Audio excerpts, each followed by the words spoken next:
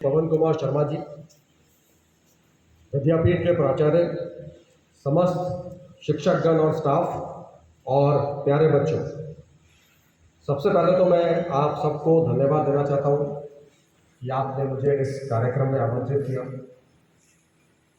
और जिस तरीके से आपने इस कार्यक्रम का आयोजन किया, मुझे बहुत खुशी और गर्व हो रहा है। आप सब लोग जानते हैं कि 26 जुलाई 1999 हमारे देश के इतिहास का एक बहुत ही गौरव वाला दिन है। 25 साल पहले इस दिन हमने कारगिल युद्ध में हमारे दुश्मनों के खिलाफ जीत हासिल की थी और जिसको आज हम विजय दिवस के रूप में मनाते हैं। आपको पता होगा, जैसे कि आपने अभी क्लिप में देखा, कारगिल हमारे जम्मू कश्मीर प्रांत में एक बहुत ही दुर्गम इलाका है। किस तरह की दुर्गम पहाड़ियाँ हैं वहाँ पे।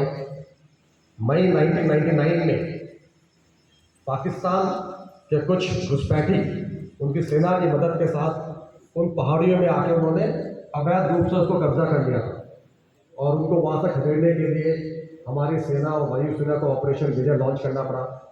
तकरीबन 3 महीने तक ये युद्ध चला। ये काफ़ी दुर्गम इलाका था। जो पहाड़ियाँ हैं, मैं आपके डायरेक्टर साहब से बोल रहा था कि 9000 हाइट के ऊपर जो है आदमी को सांस लेना भी मुश्किल होता है और 18000 और 15000 की हाइट में बहुत बार मनुष्य सिर्फ बहुत जाने के बाद सिर्फ चलते चलते ही क्या होता है, मनुष्य को जो उसकी तबीयत खराब हो सकती है और बहुत लोग वहाँ पे ऐसे ही देहांत हो जाता है उनका। तो ऐसे ऊंचाइयों में जो लड़ाई करना और दुश्मन को खदेड़ना, एक ये बहुत बड़ा ये कार्य था और जो कि भारतीय सेना, भारतीय वायुसेना ने मिलकर इसको हासिल किया और इसमें पूरी देश का सहयोग रहा। आप लोगों को अपने इतिहास के बारे में जानना चाहिए, खासकर से आपके सैन्य इतिहास। आपको पता होगा कि आज़ादी के मिलने के बाद भारत ने 5 युद्ध लड़े, जिनमें से एक युद्ध चाइना के साथ था और 4 युद्ध जो है वो पाकिस्तान के साथ। आज़ादी मिलने के ठीक बाद 1947 में ही प्रथम युद्ध हुआ, जिस दौरान आपको पता होगा कि कश्मीर का एक अंग पाकिस्तान ने अभी भी अवैध तरीके से उसको कब्जा कर रखा है, जिसको कि हम पाकिस्तान ऑक्युपाइड कश्मीर बोलते हैं। उसके बाद 2 युद्ध हुए पाकिस्तान के साथ 1965 और 1971 में और आखिर में 1999 में जो कारगिल का युद्ध हुआ था। तो जो ये विजय दिवस जो हम मनाते हैं, ये हम भारतीय सशस्त्र बलों के जीत का एक प्रतीक है और ये हम उन शहीदों को याद दिलाते हैं, उन शहीदों का जिन्होंने देश की रक्षा के लिए अपने सर्वोच्च बलिदान दिया।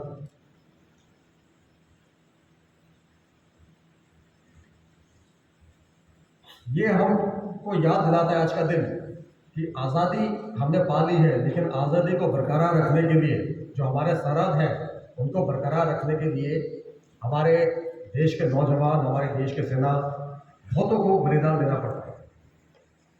हमारे पड़ोसी देश हैं, खासकर से नॉर्थ और वेस्ट की तरफ, जो कि हमेशा कोशिश करेंगे कि हमारे देश के ऊपर नुकसान पहुंचाने की कोशिश करेंगे, अवैध तरीके से हमारे ज़मीन को कब्जा करने की कोशिश करेंगे। आज का भी दिन आपको पता होगा, अगर आप अखबार देखते हैं, लगातार जम्मू और कश्मीर के इलाके में जो हमारा पड़ोसी देश है वो आतंकवाद को बढ़ावा देता है और आतंकी कार्रवाई कुछ न कुछ करते ही रहता है और आए दिन हमारे बहुत से सेना के जवान हैं जो कि आतंकवादियों के लड़ने के दौरान शहीद होते हैं।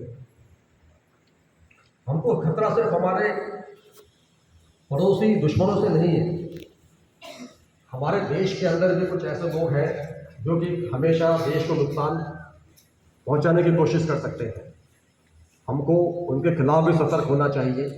कुछ ऐसे लोग हैं जो कि देश को विभाजित करने की कोशिश करते हैं, उनके खिलाफ भी हमको हमेशा सतर्क रहना चाहिए।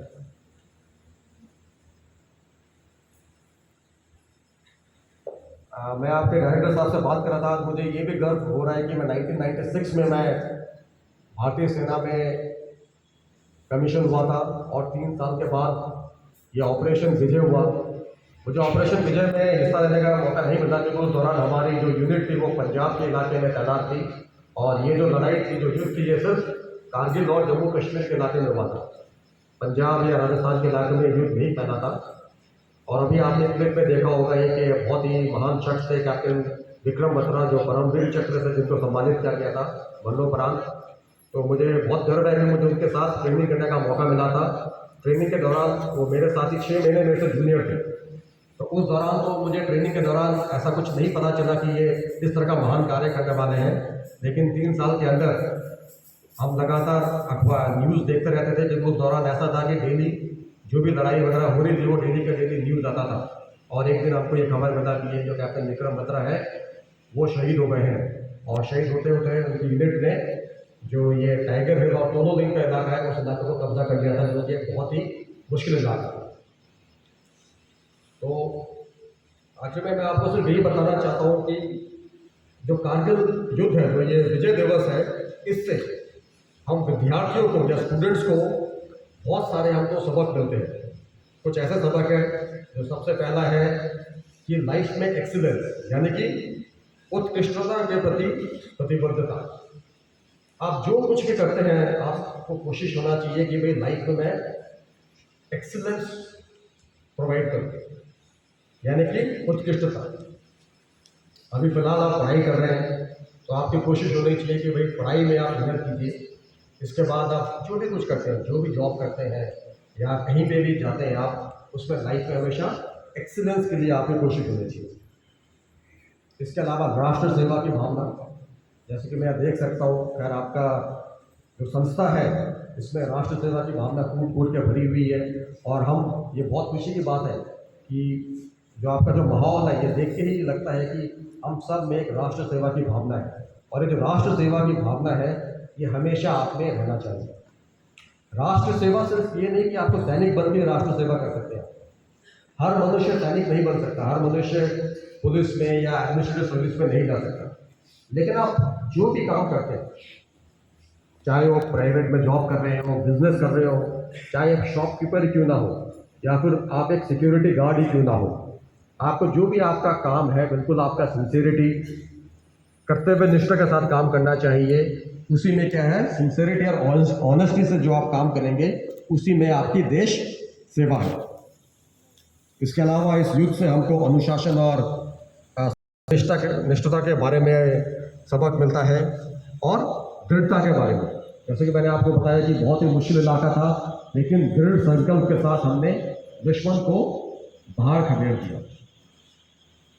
मैं आपको एक और चीज़ बताना चाहता हूँ कि कभी भी जैसे युद्ध होता है, कारगिल युद्ध एक बहुत बड़े लेवल पर नहीं हुआ था क्योंकि सिर्फ एक ही जगह पर सीमित था। लेकिन मान लेते हैं कि पूरा देश जब युद्ध होता है तो सिर्फ सेना ही युद्ध में नहीं जाती, पूरी की पूरी देश युद्ध में लग जाती है। पूरा का पूरा सिविल एडमिनिस्ट्रेशन और आम लोग, खासकर से वो लोग जो कि बॉर्डर के नज़दीक रहते हैं, वो सारे के सारे क्या हुआ है, युद्ध से वो प्रभावित हो जाते हैं और वो सेना की और अपने देश की मदद करते हैं। तो आपको जो देश की सेवा के लिए, मैं फिर से दोहरा रहा हूँ, ज़रूरी नहीं है कि आप सिर्फ सेना में ही ज्वाइन करें, लेकिन जहाँ पे भी आप लाइफ में जो भी काम करते हैं उसको बिल्कुल आप ऑनेस्टी और इंटीग्रिटी के साथ अपना काम कीजिए। और मैं आप सबको शुभकामनाएं देता हूँ और मेरी प्रार्थना रहेगी कि आप सब एक अच्छे सिटीजन और एक ऑनेस्ट नागरिक हमारे देश के बने। तो ये मेरी आप सबको शुभकामनाएं और एक बार फिर आप सबको बहुत बहुत धन्यवाद। और डायरेक्टर साहब को भी बहुत बहुत धन्यवाद, आपने मुझे यहाँ पे आमंत्रित करके मुझे यहाँ पे मौका दिया आप लोगों से बातचीत करने।